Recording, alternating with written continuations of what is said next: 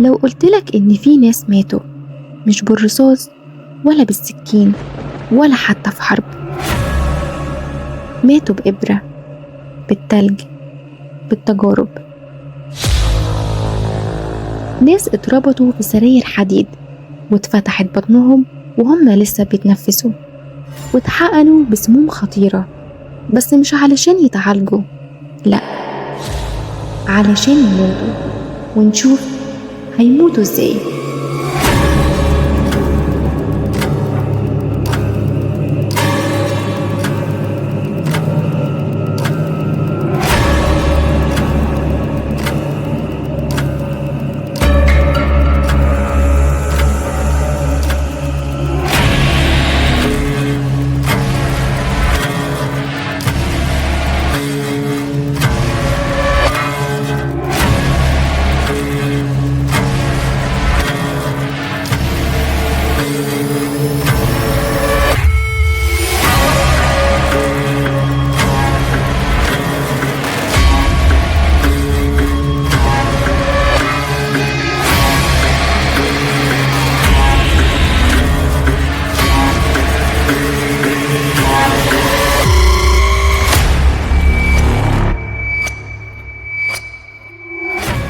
في جرايم ممكن تتنسي، وفي لحظات صعبة بتعدي علينا وبتكون شديدة، لكن مع مرور الوقت بنتعود عليها. لكن في نوع تاني من الجرايم بيعيش، بيصرخ وبيصحى من تاني كل ما حد يفتكره. من سنة 1936 لحد 1945 تحت مظلة البحث العلمي اتكتبت واحدة من أبشع الصفحات في تاريخ البشرية. كان في مكان الناس تفتكره معمل عادي، لكنه الحقيقة كان جحيم على الأرض، ورا بوابات محصنة وتحت اسم كاذب اسمه قسم الوقاية من الأوبئة وتنقية المياه. اتبنت وحدة سموها الوحدة 731.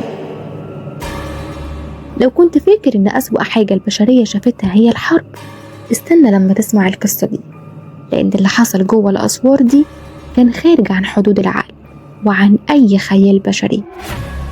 جراح مفتوحة من غير مخدر، بشر بيتجمدوا ويتشرحوا وهم صاحيين، أطفال اتعمل عليهم تجارب مميتة، وأرواح اتدفنت وهي لسه بتتنفس. في الحلقة دي مش هنقول مجرد قصة عادية، لكن هنفتح باب الجحيم ونمشي جوه الممرات اللي اتسجل فيها واحدة من أفظع الجرائم في التاريخ.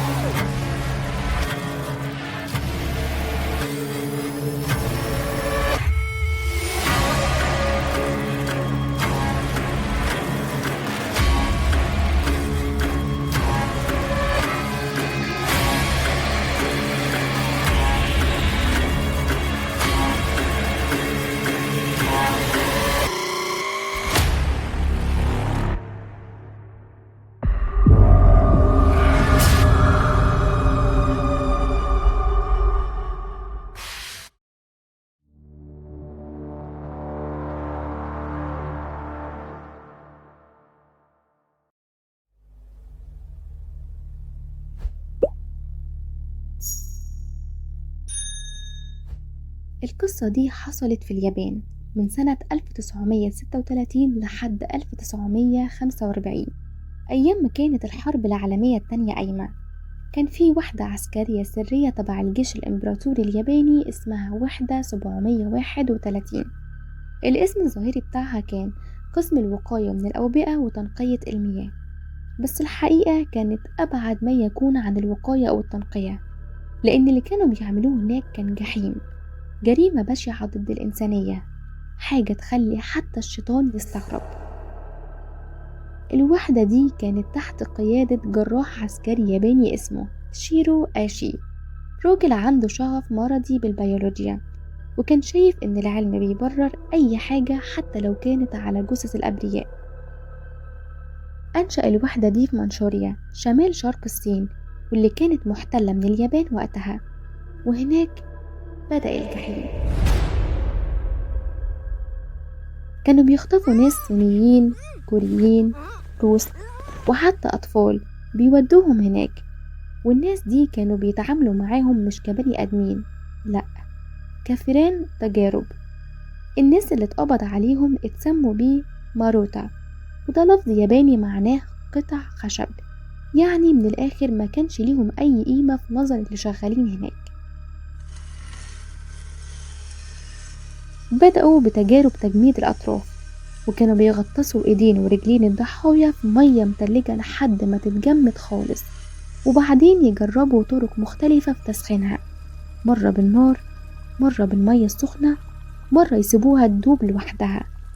بس كل ده مش بهدف العلاج، لأ، كانوا بيعملوا كده علشان يشوفوا الأنسجة بتتآكل ازاي، والعروق بتفرقع امتى.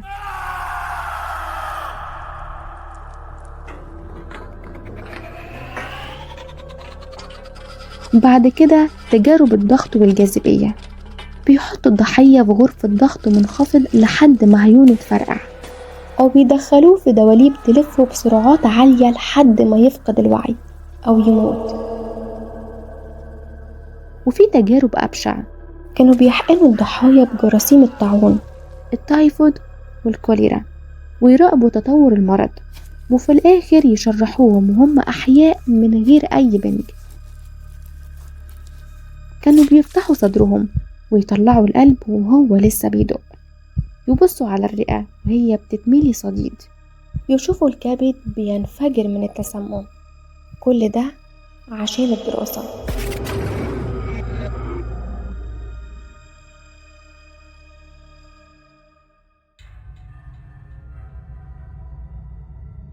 اللي حصل كان منظم وممنهج.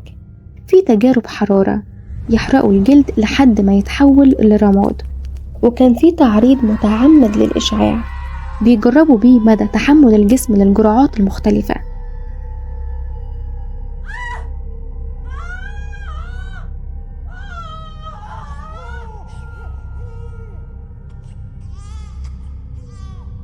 في حالات أطفال اتولدوا في المعسكر، اتاخدوا من أمهاتهم وتعرضوا لتجارب في الدماغ، وكانوا بيجربوا ينقلوا أعضاء داخلية من جسم للتاني من غير أي تخدير.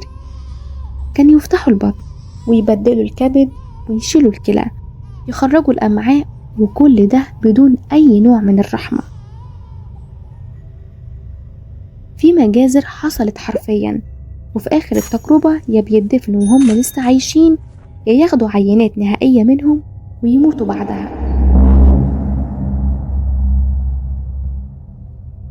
عدد الضحايا اتخطى 14,000 شخص، غير الآلاف اللي اتصابوا بأمراض انتشرت بسبب التجارب البيولوجية، لأن الوحدة كانت بتطور سلالات من الطاعون تنتشر بسرعة، وكانوا بيجربوا ينشروها في قرى كاملة، يشوفوا تأثير العدوى وسرعة الانتشار وعدد الموتى.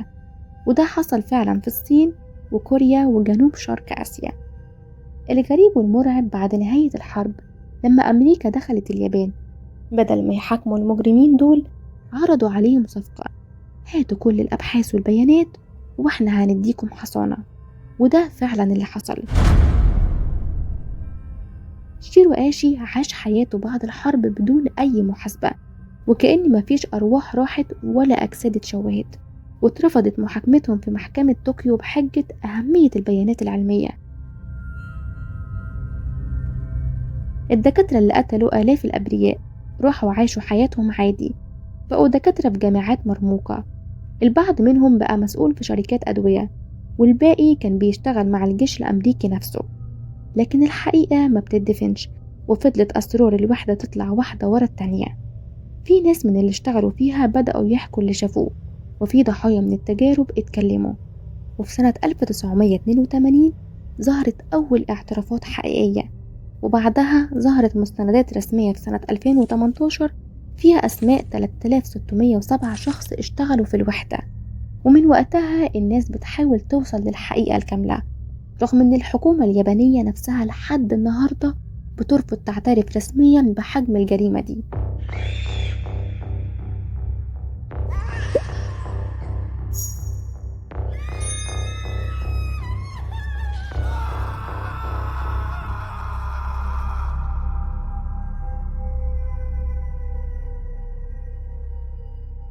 لحد النهاردة اللي فاضل هو شهادات بعض الناجين القلائل أو الجنود اللي ضميرهم صحي بعد سنين واعترفوا، والوثائق اللي اتسربت واللي بتأكد إن وحدة 731 ما كانتش مجرد وحدة علمية عادية، لأ، دي كانت مسلخ بشري وجريمة حرب مكتملة الأركان.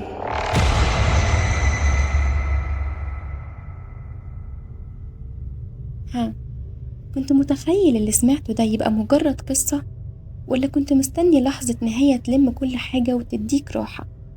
أسفة، اللي حصل في وحدة 731 ملوش نهاية مريحة، لأن لحد النهاردة في ضحايا لسه أساميهم ما تعرفتش، وفي أشخاص كانوا سبب الجريمة وماتوا من غير ما يتحاسبوا. دلوقتي بعد ما سمعت كل ده، حاسس بإيه؟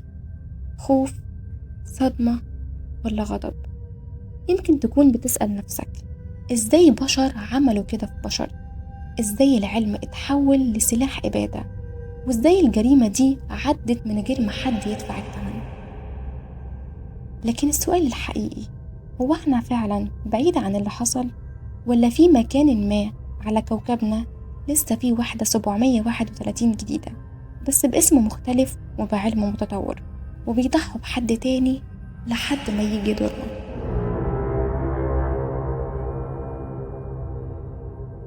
فكر في ده، وساعتها لما تسمع عن تجربة علمية جديدة اسأل نفسك، هل هي فعلا للإنقاذ ولا للسيطرة؟ الحلقة الجاية ممكن تكون عن قصة تانية أبشع وأغرب مما تتخيل، بس لحد ما نرجع تاني افضل فكر في السؤال ده: لو العلم كان سلاح، مين فينا هيكون الضحية الجاية؟